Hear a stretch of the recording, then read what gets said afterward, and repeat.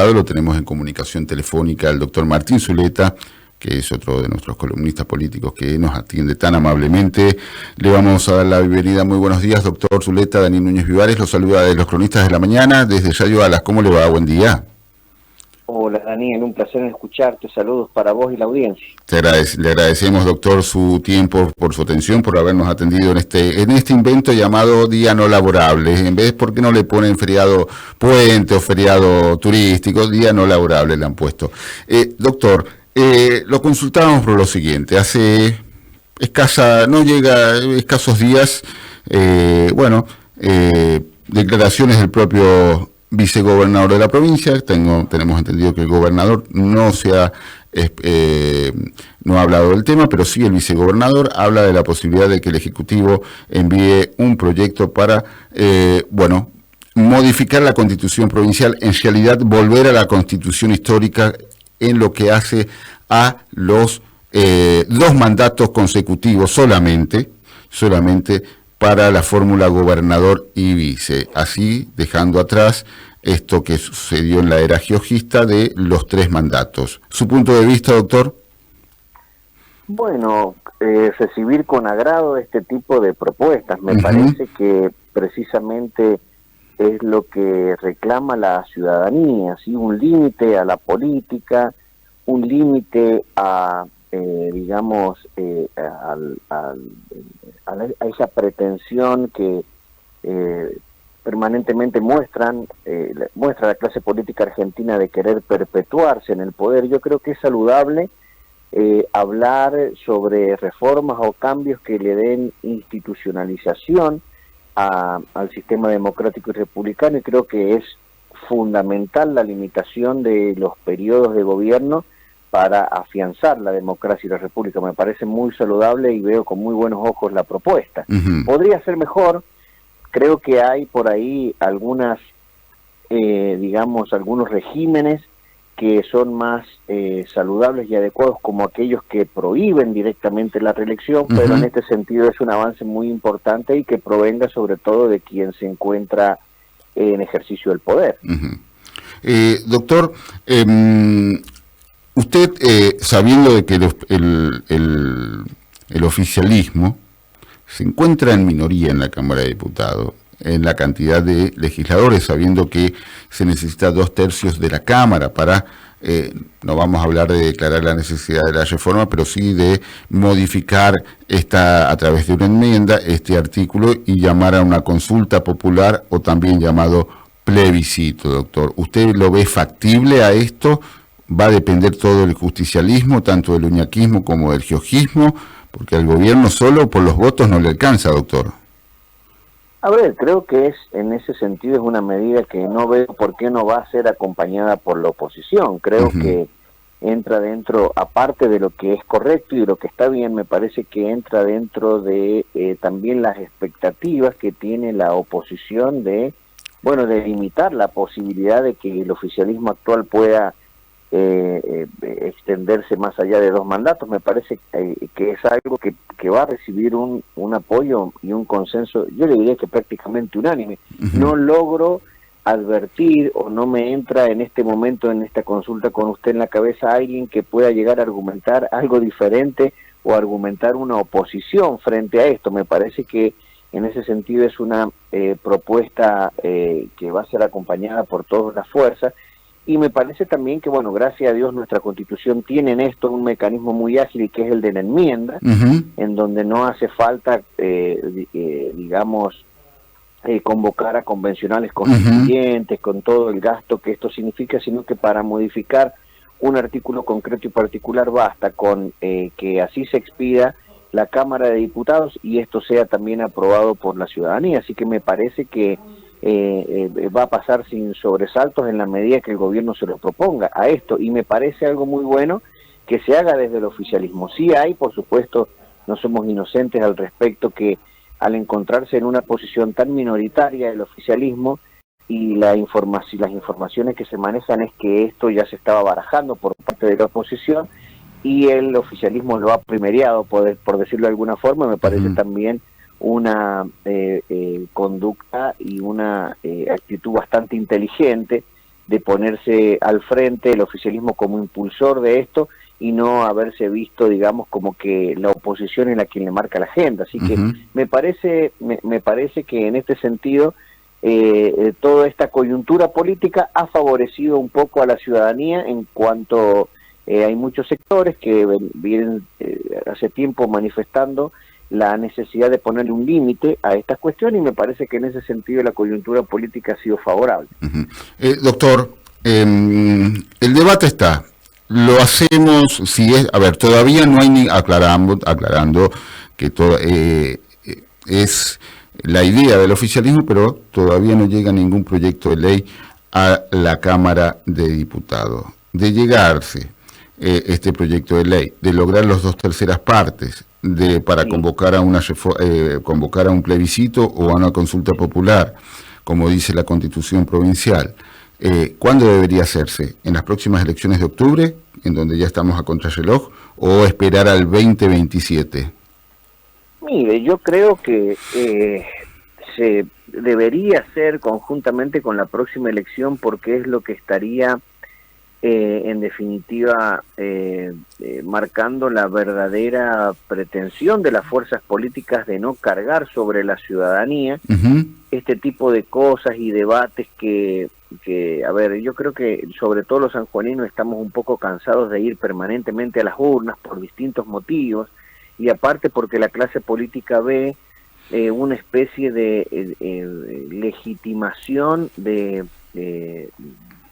mandatos, por decirlo de alguna forma, de gestiones en cada elección, cosa que hace que también sea bastante confuso la voluntad del electorado. Pero yo creo que el oficialismo de manera inteligente debería impulsar esto para que entre conjuntamente con la próxima elección nacional, aunque no sé si dan los tiempos estrictamente, pero sí sería una buena forma o una buena manera también del oficialismo de elevar y mejorar su performance, porque creo que la elección nacional es un riesgo para el oficialismo provincial, y me parece que si el gobierno se pone al frente de una cuestión como esta, podría llegar a mejorar su performance electoral, y también depende de su implementación, podría llegar a significar como un arrastre de votos a favor del candidato oficialista. Claro. Me parece también una estrategia, como estrategia electoral también me parece inteligente,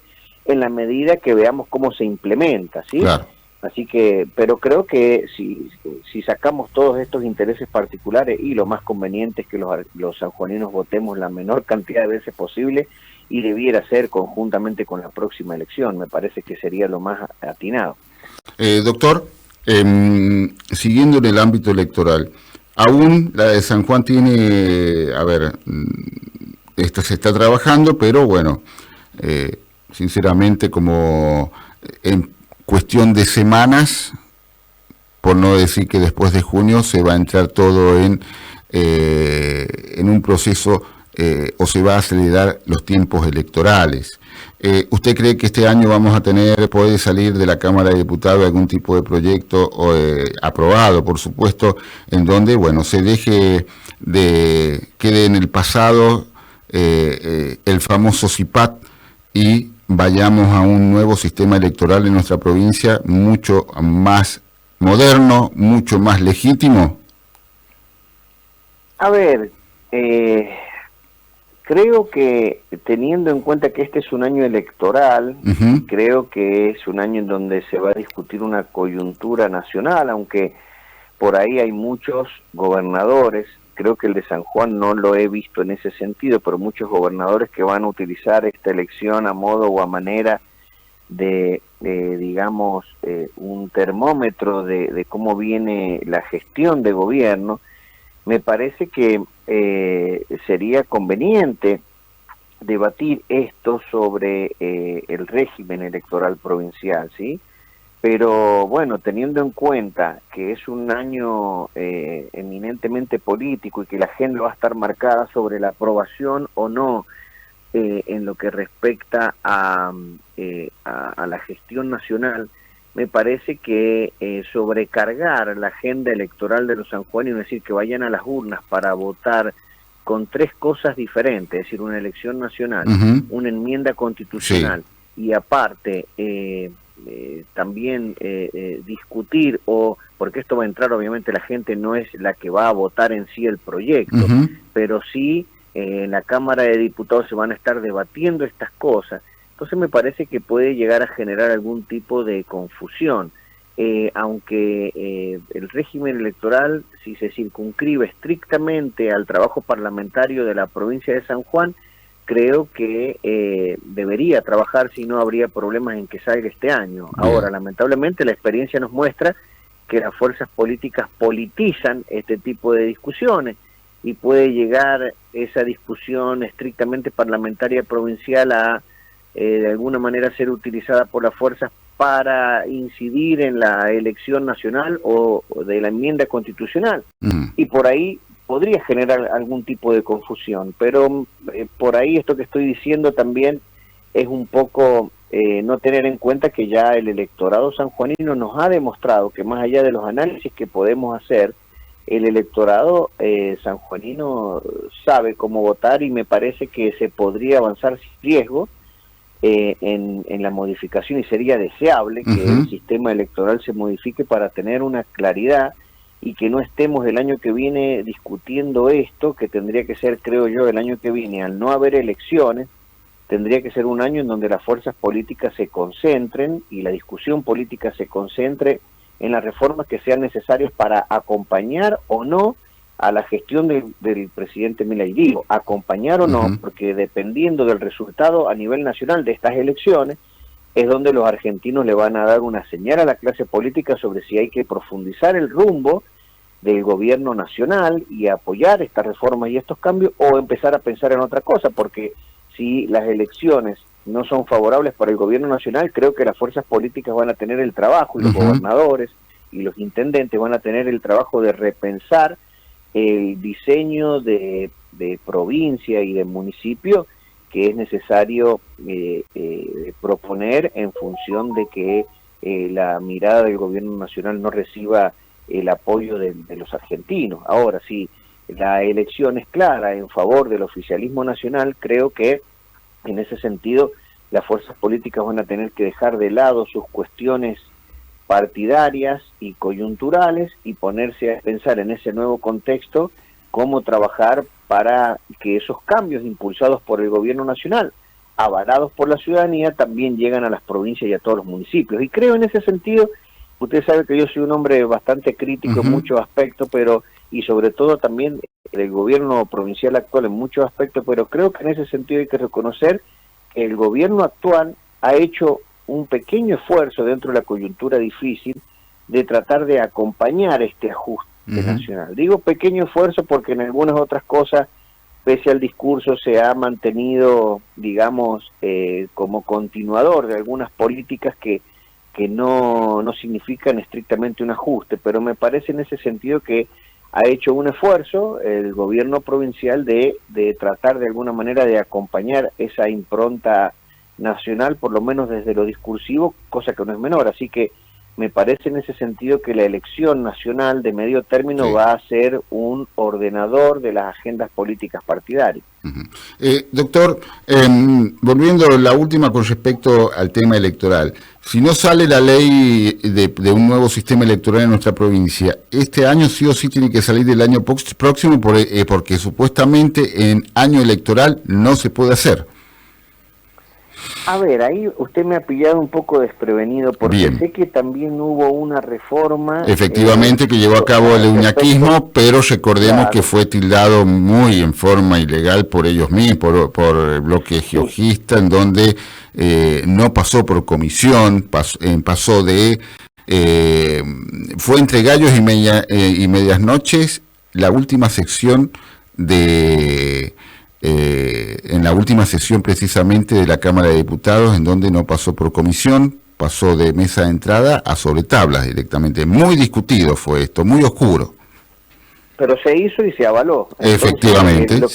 Lo que le quiero significar es que si tenemos en cuenta ese precedente o ese antecedente y a lo mejor no estaría tan limitado o limitada la discusión en función de los plazos que supuestamente estaban previstos, porque hubo algunas modificaciones realmente bastante polémicas para implementar el anterior sistema electoral.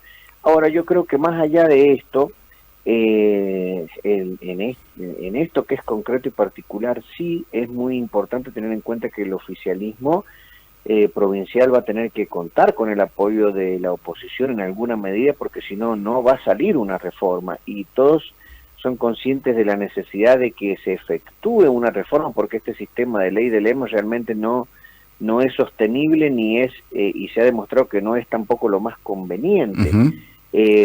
Y acá también yo creo que habría que discutir y debatir una reforma política más profunda que implique también una reforma constitucional, porque yo le digo sinceramente, esta es una visión muy particular y lleva mucho más tiempo desarrollarla, pero creo que la provincia de San Juan estaría en condiciones para fortalecer el federalismo, para fortalecer la presencia y la impronta municipalista, que fortalezca a las distintas gestiones y que establezca un vínculo del pueblo hacia la autoridad, un vínculo diferente como el que se establece hoy dentro de la política sanjuanina, donde llega alguien que gobierna y con el dedo señala a los candidatos en todos los distritos. Yo creo que sería muy importante discutir una reforma política donde deberíamos pasar a un sistema bicameral, donde los diputados departamentales sean una especie de cámara distinta, llámese Cámara de Senadores, como se llama en algunas provincias, y los proporcionales, que son los que representan a la fuerza política, también tengan, ¿no es cierto?, una cámara diferente o distinta, porque esto es lo que está faltando para fortalecer el municipalismo, porque vemos que un diputado provincial representante de su departamento queda neutralizado entre la voluntad del jefe partidario, porque prácticamente, bueno, todos los diputados proporcionales en cantidad terminan siendo superiores a los diputados departamentales en los hechos, digo, porque un diputado no puede oponerse en definitiva a la voluntad partidaria. Y me parece que en ese sentido habría que pensar en una reforma bastante más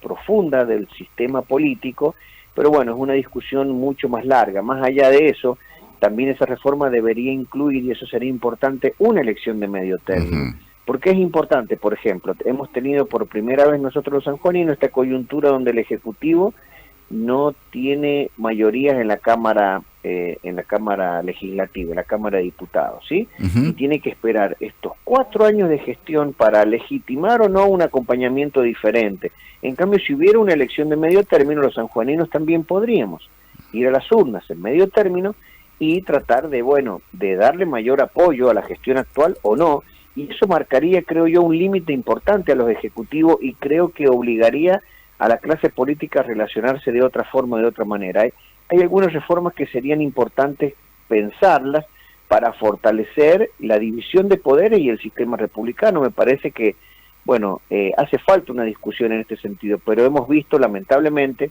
cómo con el pasar del tiempo la Cámara de Diputados se ha convertido solamente en una escribanía. La verdad es que da mucha pena ver cómo ha caído la discusión política y solamente se discuten en la Cámara de Diputados cosas que les interesa a la clase política y muy pocas cosas que le interesan a la sociedad. Así que me parece que hay una oportunidad de hacer un planteo inteligente sobre la reforma política y que habría que abarcar muchas más cosas que el régimen electoral solamente.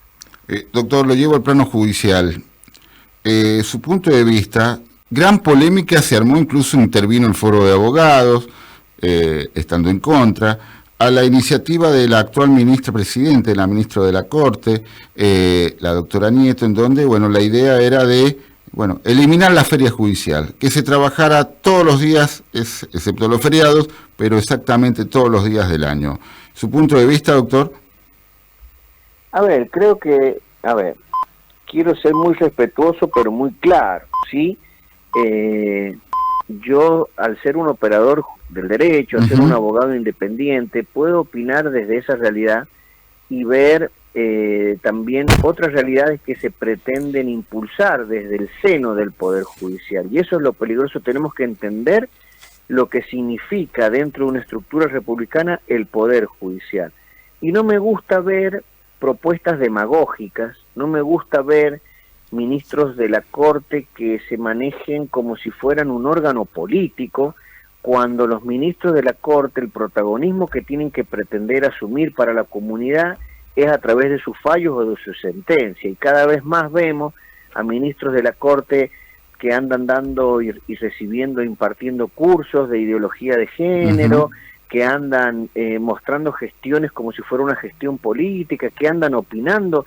Inclusive me ha sorprendido digamos, para mal ver cómo al comienzo del gobierno de Milei también jueces y algunos ministros han hablado cuestiones relativas a estas cosas, y uno tiene una concepción del Poder Judicial que es totalmente diferente. El Poder Judicial no puede tener ideología, no puede tener partidismo, no puede, digamos, mancharse estableciendo juicios parciales. Y en ese sentido creo que es peligrosa la mirada que tiene la Corte de Justicia con esta presidencia actual de pretender que se trabaje todo el año, y le voy a explicar y le voy a fundamentar por qué. Porque ellos tienen el concepto administrativista. Y la justicia no es para ser administrado como el Poder Ejecutivo, que es administrativista.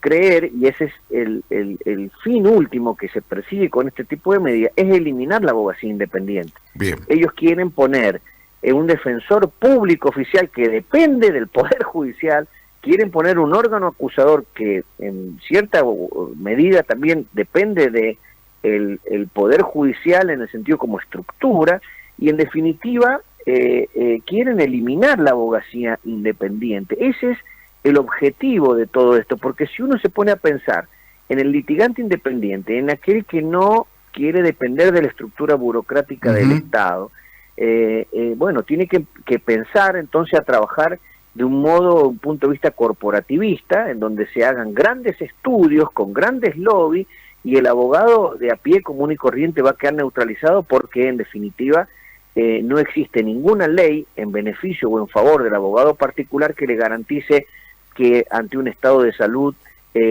puede parar un proceso, salvo casos excepcionales, o que le garanticen sus vacaciones, o que le garanticen sus salarios. Entonces, en definitiva, este tipo de medidas son más, entiendo yo, para la tribuna que para una cuestión real. Acá el problema no está en parar 30 días en el mes de enero, que creo que es un ordenador importante para que todos los operadores jurídicos puedan organizar su agenda de trabajo en función de eso que es tan claro y conciso, ¿sí? Acá la reforma de la justicia tiene que pasar por otro lado. Y, por ejemplo, si usted se pone a hablar con cualquier abogado litigante que ande por los tribunales, se va a dar cuenta y se va a enterar, por ejemplo, que prácticamente la Corte de Justicia no hace lugar a ningún recurso extraordinario. Es decir, se escudan en la nueva interpretación del doble conforme, de decir que cuando uno ya ha pasado por una sentencia de primera instancia y una de segunda instancia coincidente, se produce el doble conforme, y eso enerva la intervención del Tribunal Superior Provincial. Claro. Y eso ha hecho que los jueces de la Corte de Justicia de San Juan intervienen en muy pocos casos. Entonces, yo creo que debería haber una vuelta de tuerca en ese sentido, y comenzar a pensar en brindar mejor calidad de justicia para los ciudadanos, fundados esa mejor calidad de justicia en un trabajo más arduo y serio por parte del propio Poder Judicial, más que intervenir en estas cuestiones de forma. Ya le digo, la justicia sanjuanina, sobre todo la que yo más litigo, que es la penal, prácticamente trabaja todos los días del año, ¿sí? Yo he tenido audiencia en plenas vacaciones. No es una excusa lo que le estoy diciendo. Yo a lo que voy es que creo que hay otras reformas que son más importantes y más necesarias que eliminar la feria judicial. Me parece un despropósito hacerlo, y me parece que lo que se busca a través de esta medida es manejar más recursos, porque después va a venir la necesidad de tener más defensores oficiales que atiendan en todo el año, y me parece que la cosa pasa por ahí, y no los sanjuaninos debemos estar advertidos de esto, porque vamos a empezar a trasladar en definitiva el costo de todo el andamiaje judicial a los impuestos y a los impuestos que debemos afrontar todos los sanjuaninos, y por ahí hoy, por lo menos en gran medida, la justicia sanjuanina funciona bien en este aspecto, de que hay muchos justiciables que de su propio bolsillo solucionan los problemas judiciales. Con esta pretensión quieren que todos terminen en el embudo del Estado, y ya sabemos por experiencia que el Estado es ineficiente por antonomasia, y que todo lo que termine saturando al Estado va a terminar tarde o temprano en una baja de la calidad de la justicia. Creo que hay que pensar mucho mejor esta propuesta. Dos muy cortitas, siguiendo en el ámbito judicial. Desde su punto de vista, si bien es un magistrado de juez de garantías, que está imputado, se le va imputado por, bueno, tomo público conocimiento, por un fiscal, por, bueno, entre otras cosas, incumplimiento del deber de funcionarios públicos, también, de alguna forma, tráfico de influencias, etcétera, que es, ¿cómo se llama?, ha sido de público conocimiento. Este magistrado, este juez, debería haber tomado licencia, doctor, en vez de seguir trabajando hasta tener de alguna forma, porque, a ver, lo están impugnando por todos lados. ¿Sabe a lo que me refiero, no, doctor? Sí, a ver, quiero que se entienda que esta es una opinión que por ahí es parcial, porque desconozco en profundidad la investigación, y a veces uno, cuando se deja guiar solamente por lo que conoce a través de los medios, comete algunas injusticias y errores de juicio, ¿sí? Pero sí, a ver, esto está en orden o en línea de lo que yo le venía diciendo. Si se lo reclamo de alguna manera a los integrantes del máximo tribunal, ¿sí?, también se lo debo reclamar a los jueces inferiores. Exacto. En este caso un juez de garantía. O sea, esa necesidad de, esa, digamos, visión de no entender los límites y el decoro que impone la función judicial, la magistratura sobre todo, lleva precisamente a que este tipo de conductas no puedan ser toleradas ni aceptadas por la ciudadanía ni por los operadores jurídicos. Mire que yo le tengo una estima particular al doctor, porque es un hombre litigante de la calle, ha sido, y reconozco en ese sentido que viene, por decirlo de alguna forma o de alguna manera, relacionado con el derecho desde la calle. Pero bueno, lamentablemente cuando uno asume ese rol, ese compromiso, creo que debemos empezar a reflexionar sobre el perfil de las personas que elegimos para esos puestos tan importantes. Una persona que tenga pretensiones políticas no puede estar en el Poder Judicial. Una persona que tenga pretensiones de manejarse como sargento de policía no puede estar en el Poder Judicial. Una persona que no entienda que quienes van a su estrado judicial son inocentes hasta que se demuestre lo contrario, y no entiendan ese principio de inocencia, en el sentido de que debe imponerse aún más allá de su creencia particular o individual, no puede ser un juez. Y uno ve en este tipo de actitudes y en muchas otras actitudes que hay algunos miembros del Poder Judicial, otros no, pero hay algunos miembros del Poder Judicial que lamentablemente son más propensos a justificar sus ideas en los fallos que al estar atento y aplicar estos principios republicanos y constitucionales. Y cuando uno no entiende que siendo juez no puede ir a una comisaría, porque no lo puede hacer de esa forma o de esa manera, y creo que ahí es donde empiezan todos los problemas. Y sobre si debiera o no haber tomado licencia, y yo no le, si usted me lo pregunta por mí, yo ni siquiera me he presentado nunca a ocupar ningún cargo en el Poder Judicial, porque no siento que es lo que a mí me guste, y sería un despropósito que yo opine cuando no sabría en esa, espero no estar nunca en esa situación, porque no es mi idea o mi intención, ni he pensado el ejercicio de la profesión desde ese lugar. Ahora, yo creo que objetivamente hablando, cuando una persona, sobre todo un funcionario público, se encuentra sospechado, debe dar todas las garantías, así como nos exigen a los ciudadanos, que demos las garantías de que no vamos a entorpecer la investigación, también los funcionarios públicos, cuando son sometidos a un proceso judicial, debiera existir la figura de suspensión, como lo es para cualquier persona común y corriente. Acá un médico, un policía que esté dentro de un proceso judicial por el ejercicio de sus funciones, inmediatamente lo hacen cesar, le dejan de pagar su salario y no puede ejercer esa función pública, y me parece que eso debiera ser igual para todos. Lamentablemente, ese tipo de cosas son las que faltan en nuestro país para que nos convirtamos en un país verdaderamente republicano. Mire, sin ir más lejos, un vicepresidente de la nación condenado por corrupción sigue cobrando una pensión del Estado. Es indignante eso, o sea, no hay forma o no hay manera de sostener eso. Es igual que si yo a usted le cometo un mal, pero usted se ve obligado a seguir pagándome el sueldo. O sea, es una cosa que no tiene correspondencia y simplemente se basa ese derecho a seguir cobrando una pensión en una omisión legislativa, es decir, que las fuerzas políticas nunca han sacado una ley que le prohíba a cualquier condenado por corrupción recibir ningún tipo de emolumento del Estado y que se le suspende inmediatamente cualquier emolumento que reciba del Estado. O sea, hay cosas sobre las que hay que trabajar y la clase política mira para otro lado. Vemos como, por ejemplo, acá en la provincia de San Juan va una especie de hombre o mujer motivadora a hacer gimnasia en el centro cívico, todo. O sea, a mí me parece que hay cosas que la clase política está realmente muy desorientada y que tiene que trabajar en cuestiones que como estas que tienden a fortalecer las instituciones. Sí debiera de haber sido suspendido, pero no porque él se tome una licencia, sino porque así lo debiera prever la ley, me parece a mí.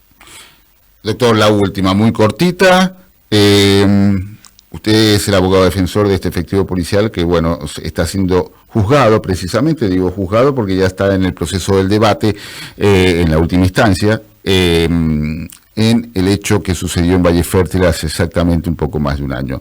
En las audiencias, ¿qué se empieza a develar? Recordemos que los debates sirven para, bueno, llegar a la verdad, ¿o no, doctor? Sí, es así. Antes de una audiencia de juicio hay evidencias probatorias y después en una audiencia de juicio ya hay, técnicamente hablando, pruebas. Exactamente. Se ventila y las partes tienen la posibilidad de, bueno, de comenzar a poner, digamos, algún tipo de valoración sobre la prueba. El debate se está desarrollando con normalidad. Quiero, en primer lugar, resaltar esto porque me ha llamado la atención para bien, resaltar la actitud de ambas familias. Mire que es un tema muy doloroso. Efectivamente. Y está siendo acompañado por la familia del señor camionero como por la familia del oficial Rodríguez, y se están comportando pero de una manera, mire que yo soy abogado defensor y uno por ahí puede entender algún tipo de actitudes o de cuestiones, pero realmente ambas familias quiero rescatar que están presenciando el juicio para garantía de todas las partes. Lo están haciendo con una altura y con una hidalguía que es digna de destacar ante el sufrimiento, ante el dolor, ante las expectativas también y cuestiones que se ventilan que pueden ser desagradables para uno o para otro. Debo destacar eso. Y creo que el juicio se está desarrollando con normalidad. Creo que las partes estamos cada uno cumpliendo sus roles y sus funciones. Y en ese sentido, como abogado defensor, le digo que nuestra teoría del caso se basa en que el comportamiento del oficial Rodríguez está enmarcado dentro de lo que es el cumplimiento legítimo de un deber, porque lamentablemente el señor Orihuela, el camionero, decidió darse a la fuga y no se trata de un simple de una simple evasión de control vehicular. Estamos hablando de que ese camión por plena ciudad de Valle Fértil, y eso ya está ventilado por todos los testigos que han ido hasta el día de hoy, han ido hablando sobre estas cuestiones, inclusive todavía hay solamente son los testigos de fiscalía, es decir, todavía no van los testigos de la defensa, y ya todos los que han intervenido han manifestado que la conducta de este camionero arriba de ese camión era sumamente peligrosa, y hay 5 testigos que dijeron que temieron por su vida, es decir, más allá inclusive de la utilización o no de un arma de fuego, que nadie hasta el momento vio, solamente el oficial Rodríguez, los testigos, más allá de la presencia o no de un arma de fuego, son los que han dicho en juicio delante del tribunal que han temido por su vida ante la conducta de este camionero. O sea, que objetivamente era una conducta peligrosa y que ponía en grave riesgo la vida de terceras personas inocentes que se encontraban circulando por las calles de Valle Fértil y después por la ruta, ¿sí? Y en ese sentido, nosotros entendemos que el protocolo de actuación que tiene la policía a partir del año 2023, que habla del uso racional y legítimo de la fuerza y de las armas de fuego, autorizan la conducta y el comportamiento del oficial Rodríguez, ¿sí? En el sentido de que era su deber hacer cesar ese estado de alta peligrosidad, y creo que, bueno, es lo que se va demostrando día a día en juicio, ¿sí? Por supuesto que hay posturas encontradas, por supuesto que hay muchos que pueden llegar a ver en esta conducta algún tipo de exceso, ¿sí? Pero en definitiva lo que se está plasmando en el juicio es que lo que en su momento dijo y declaró el oficial Rodríguez sobre que este camionero conducía de una manera muy peligrosa y sobre que posiblemente podría haber utilizado un arma de fuego, entendemos que de las pruebas que hasta el momento han ido surgiendo se avala esta postura, ¿sí? En ningún momento el oficial Rodríguez ha desconocido haber sido el autor de los disparos, en ningún momento ha derivado su responsabilidad en otros policías, sino que él se ha hecho cargo del accionar policial y él lo ha juzgado como conveniente para hacer cesar ese estado de alta peligrosidad. Así que, bueno, los jueces tienen la enorme responsabilidad de poder aplicar justicia en este caso, y bueno, las partes tenemos la responsabilidad de que esa sentencia sea lo más ajustada a derecho posible. Doctor, ¿cuántas audiencias quedan? ¿Tiene fecha ya hay fecha de, bueno, cuándo se presentarían los alegatos para la posterior sentencia o absolución? Y estaríamos hablando de que la semana que viene vamos a continuar el día lunes con el debate. Bien. Y yo estimo que no puede pasar de la semana que viene, no de la próxima, ya los alegatos. Bien, mediados de mayo estarían ya. quedando unos 10 días. Efectivamente. Creo que nos deben quedar 10 días, algo por el estilo, es lo que estimo yo, aunque no hay un plazo establecido fijo. Algunas audiencias, algunas testimoniales se han demorado mucho tiempo porque eran muy técnicas, como la de los peritos balísticos y los peritos químicos que han determinado la presencia de material compatible con disparos de arma de fuego adentro del camión y en las manos del camionero, y otros peritos que han venido a relativizar esa prueba. Es decir, ha habido mucha prueba técnica que ha demorado un poco el juicio, pero bueno, estimo que en unos 10 días o 12 días vamos a estar con esto definido. Doctor, le agradecemos la comunicación telefónica, le agradecemos por tan rica charla y obviamente lo vamos a estar consultando cuando la información así lo requiera. Que tenga buen día y un excelente fin de semana. Muchísimas gracias, doctor Zuleta. Un abrazo, Daniel, un saludo para usted, la audiencia, buen fin de semana y espero que hayan pasado un lindo día el trabajador todos. Muchísimas gracias. Fue el doctor Martín Zuleta charlando con los cronistas de la mañana acá en Radio Alas, primero los sanjuaninos.